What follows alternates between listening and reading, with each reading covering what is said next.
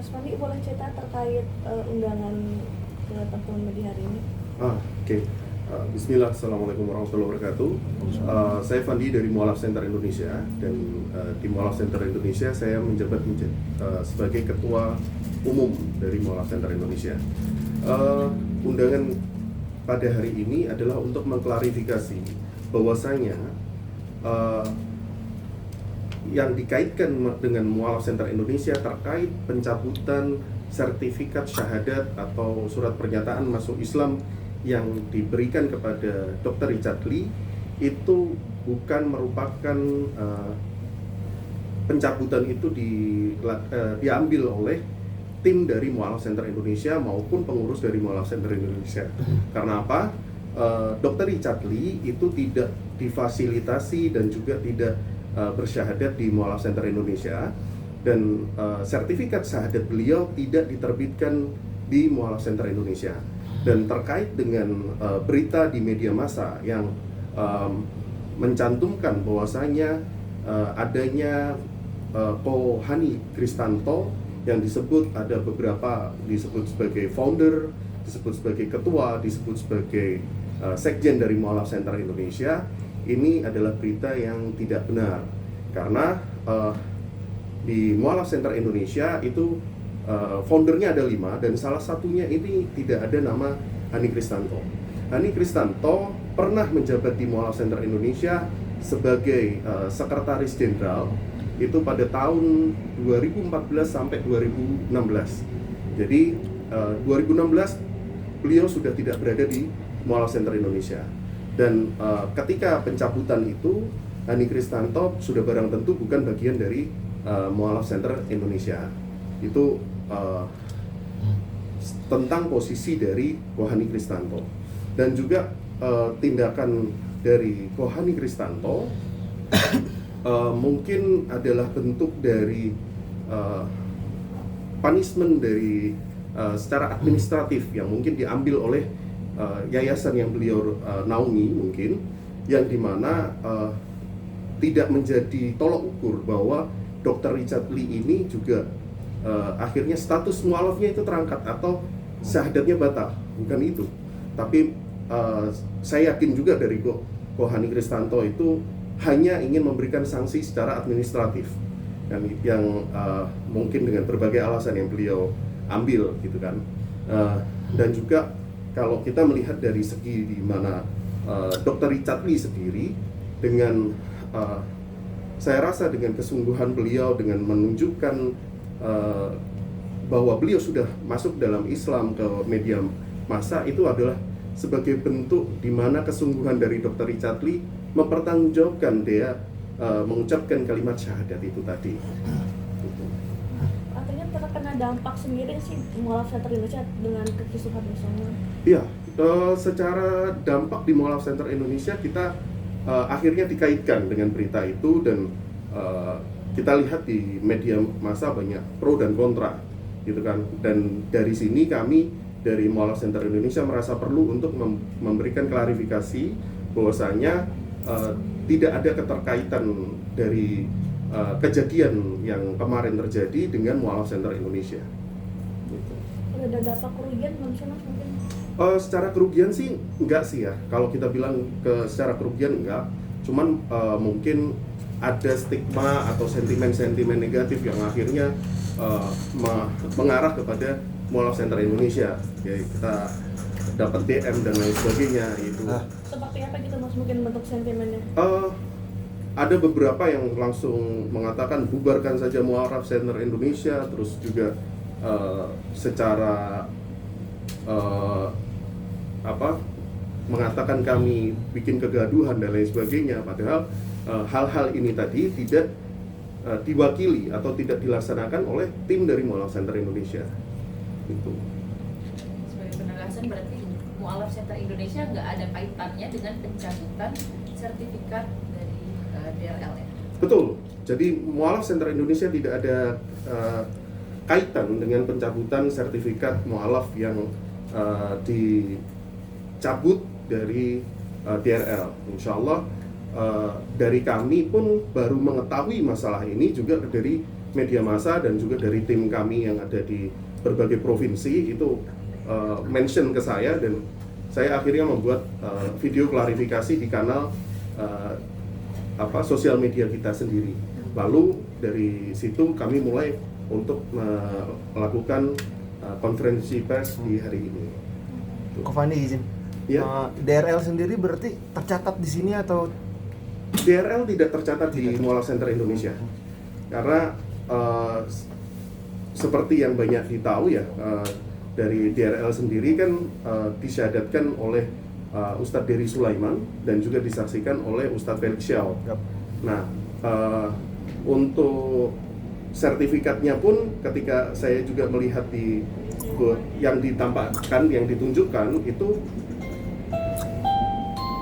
bukan standar sertifikat yang dikeluarkan oleh Mualaf Center Indonesia. Jadi ada perbedaan dari segi logo dan namanya juga berbeda. Itu. Pak, tapi kalau untuk pencabutan sertifikat sendiri memang diperbolehkan atau seperti apa sih? Pencabutan sertifikat sendiri mungkin adalah salah satu bentuk SOP dari administratif dari setiap yayasan ya. Mungkin dari yayasan yang diampu oleh Kohani Kristanto memiliki standar tersendiri yang mungkin akhirnya dari beliau memutuskan untuk melakukan pencabutan. Pencabutan ini mungkin dalam segi saya melihat dari yang dilakukan oleh Kohani adalah karena takut disalahgunakan kan gitu kan. Dan pencabutan ini bukan artinya perlu digarisbawahi, bukan artinya itu mualafnya jadi batal, bukan. Gitu. Masuk Islamnya itu tetap secara beliaunya dari secara pribadinya masih, iya kan. Tapi sertifikat ini yang mungkin saya melihat beberapa ya itu dengan alasan tersendiri dari Kohani itu yang membuat dari Kohani untuk memutuskan untuk mencabut itu. Tapi hampir kita bilang itu tidak semuanya itu akhirnya gampang sekali dicabut ya. Kita punya standarisasi sendiri. Seperti MCI pun kita juga kalau kita mencabut sertifikat atau menarik sertifikat yang kita sudah keluarkan itu ada beberapa catatan-catatan tersendiri gitu. Mas, kalau misalnya sertifikat mualaf seseorang dicabut kan bukan berarti menggugurkan mualafnya. Iya, betul. Tapi mungkin ada, bukan punishment, maksudnya ada dampaknya nggak sih atas pencabutan itu, atau mungkin status KTP seseorang akhirnya berubah kembali atau kayak gimana gitu, Mas? Pencabutan sertifikat ini akan sedikit memberi dampak ya, sedikit memberi dampak, yaitu ketika dia mau merubah status administratifnya itu dia harus membuat ulang sertifikat itu atau surat, kalau di kami bahasanya surat pernyataan masuk Islam gitu ya. Jadi harus membuat ulang itu, dan akhirnya ada sedikit jeda waktu ya. Jadi kalau kita ngomong sedikit terhambat di administrasi, tapi overall untuk yang saya tahu itu pencabutan ini tidak memberikan dampak yang begitu signifikan sih dari sepengetahuan saya gitu ya. Itu sih dari sudut pandang saya, tapi nggak tahu kalau dari sudut pandang dari yayasan lain seperti apa gitu. Kalau Mualaf Center Indonesia seperti itu ya, maksudnya Ya. Salah satu contohnya mungkin menghambat dokumen-dokumen kenegaraan. Ya, betul. Secara gambaran umum, Mas, kalau boleh tahu, untuk seseorang akhirnya bisa bikin surat mualaf sertifikat mualaf itu seperti apa sih mungkin, Mas, jalur-jalurnya sendiri, Mas? Kalau di kami yang pasti ada pendataan data pribadi yang kita nanti akan simpan di dalam database kita ya. Itu yang pertama. Yang kedua, nanti melangsungkan ikrar syahadat yang disaksikan oleh minimal 2 orang saksi gitu kan. Dan itu nanti setelahnya kita akan baru bisa terbitkan sertifikat syahadat atau surat pernyataan masuk Islam itu. Itu langsung setelah orang mengucapkan syahadat? Kalau dari kami Rata-rata sih antara 1 sampai 3 hari kerja. 3 hari kerja. Ah. Mas, ini kan kalau soalnya karena kita ngomongin Richardly ya. Ya. Jadi kan di surat sertifikat Richardly itu kan tertanda dia membuat sertifikat tuh di 5 Maret 2025. Sementara pengakuan Ustadz Deddy Sulaiman bilang bahwa di awal 2025 tuh dia udah apa namanya? Udah mualaf sejak 2 tahun yang lalu. Nah, bisakah seseorang 2 tahun yang lalu apa namanya mualaf kemudian baru dibikin 2 tahun kemudian gitu untuk Bisa, sertifikat? sangat memungkinkan. Kalau dari kami ya, kami pun juga banyak yang membuat sertifikat pengakuan masuk Islam itu tadi, itu selang 6 tahun, 7 tahun dari dia bersyahadat ketika dia mau merubah kolom agama di KTP-nya. Jadi kalau kita bilang jeda waktu ini tadi tidak artinya itu secara kita bilang sertifikat atau surat pengakuan masuk Islam secara syariat itu menjadi tolok ukur dia ini beneran Islam atau bukan. Jadi bukan itu, tapi lebih kepada alat bantu untuk mempermudah proses administrasi. Jadi untuk merubah kolom agama di dalam KTP itu dibutuhkan sertifikat atau surat pernyataan masuk Islam yang di lembaga-lembaga yang diakui. Itu yang kami tahu seperti itu. Dan juga keperluan-keperluan dari yang mengurus surat itu adalah untuk itu. Jadi mungkin karena pendapatnya adalah tidak dipergunakan sebagaimana mestinya, terus akhirnya dicabut. Itu Allahu alam ya. Tapi yang kita bilang ini secara gambaran saja. Gitu.